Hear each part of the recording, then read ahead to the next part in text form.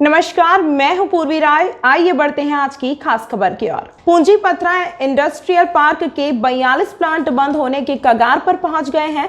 ऐसे में 10,000 प्लांट कर्मियों की नौकरी भी दांव पर लग गई है। इन प्लांटों को बिजली आपूर्ति नहीं की जा रही है। रायगढ़ इस्पात संघ ने JSPL को चेतावनी देते हुए कहा है कि अब वे आर पार की लड़ाई को तैयार हैं। संघ अब जिंदल प्लांट के सामने धरना प्रदर्शन और आर्थिक नाकेबंदी करने की योजना पर अमल करने की रणनीति बना रहा है। JSPL द्वारा स्थापित पूंजीपत्रा इंडस्ट्रियल पार्क के उद्योग इन दिनों पावर कट की समस्या से जूझ रहे हैं।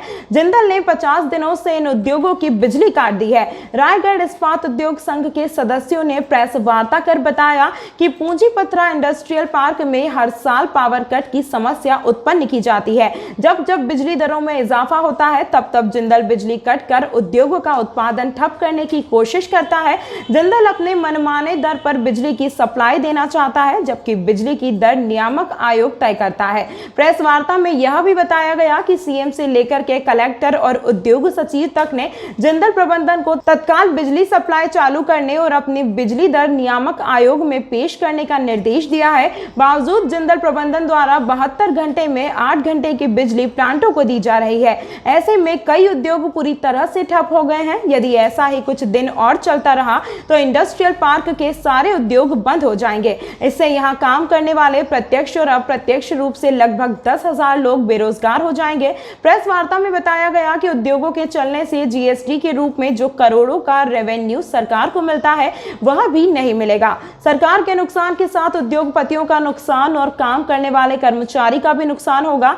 इस साल 50 दिनों के पावर कट से उद्योगपतियों की कमर टूट गई है। जिंदल से संघ ने अब आर पार की लड़ाई शुरू करने का मन बना लिया है और जिंदल को 28 अप्रैल तक की समय सीमा दी गई है। इसके बाद यदि प्लांट नहीं चला तो वे जिंदल का भी प्लांट नहीं चलने देंगे। संघ ने कहा कि वे जिंदल प्लांट के सामने धरना प्रदर्शन और आर्थिक नाकेबंदी करेंगे, जिसके लिए जिंदल प्रबंधन जिम्मेदार होगा। वहीं जिंदल प्रबंधन का पक्ष मीडिया के अनुसार बिजली पूर्व में दिया गया है और आज भी दे रहे हैं, बताया गया है।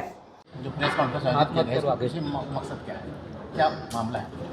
मतलब बिजली का है। जिंदल हमारी बिजली काट रखा है। हम यही चाह रहे हैं कि वो हमारी बिजली जल्दी रिस्टोर करे और इसी से परेशान होकर हम बार बार सब मतलब कलेक्टर साहब से भी मिले, SP साहब से मिले और अब लग रहा है कि नहीं देगा, तो हमें मजबूरी में उसकी आर्थिक नाकेबंदी करने की प्लानिंग कर रहे हैं। इसलिए आप मीडिया भाइयों को बुलाए हैं ताकि ये सिचुएशन है तो आप लोगों का भी सहयोग चाहिएगा। अनिश्चितकालीन आंदोलन की शुरुआत कब से हो रही है? अनिश्चितकालीन तो नहीं बोलूँगा मैं, एक बार सांकेतिक तौर पे ही है ताकि उनको ये एहसास कराना है कि कोई इंडस्ट्री अगर बंद हो जाती है तो कितना उसको इम्पैक्ट डालती है। ये हर साल का प्रॉब्लम है, इसका कुछ सही सोल्यूशन निकालने का प्रयास। भाई जब भी बिजली ऊंचे रेट में बाजार में बिकती है तब ये समस्या है। जैसे अभी कोविड के टाइम में बिजली नहीं बिक रही थी, नहीं आई समस्या, उनको कोई दिक्कत नहीं आई, वो पावर दे रहा था हमें। ये प्लांटों की ये समस्या कब से आ रही है, कितने दिनों से ये समस्या बन रही है? ये तो काफ़ी लंबे सालों से आ रही है, मतलब 2008 के बाद से आ रही है लगातार। भैया आप इसने किस को शिकायत किया है इसको लेकर? अभी फिलहाल तो बताया ना, SP साहब कलेक्टर साहब को किए, SP साहब को किए, जो नियामक आयोग में किया हुआ है। जिंदल ने जो रेट डिसाइड किए हैं वो विद्युत नियामक आयोग से मेल खाते हैं या फिर उनसे ज़्यादा है? नहीं, उससे ज़्यादा है। नियामक आयोग ने तो 2.5 रुपया किया था ना, 2 रुपये 50 पैसा प्रोविजनल किया था इन्होंने, लेकिन पावर काट के हमें मजबूर किया कि 4 रुपये का एग्रीमेंट कर लिया। वर्तमान क्या स्थिति है? वर्तमान तो स्थिति पावर ही नहीं दे रहा है, 4 रुपये का रेट है। इससे क्या घाटा होता होगा प्लांटों को? प्लांट तो सभी नुकसान है, हम तो बेकार बैठे हैं, हमारी लेबर बेकार बैठी है, हम कितने दिन उनको बैठा के खिलाएंगे। प्लांटों को कितने घंटे का बिजली मिल रहा है अभी आप लोग? अभी फिलहाल जो दे रहा है वो 15% ही बिजली दे रहा है।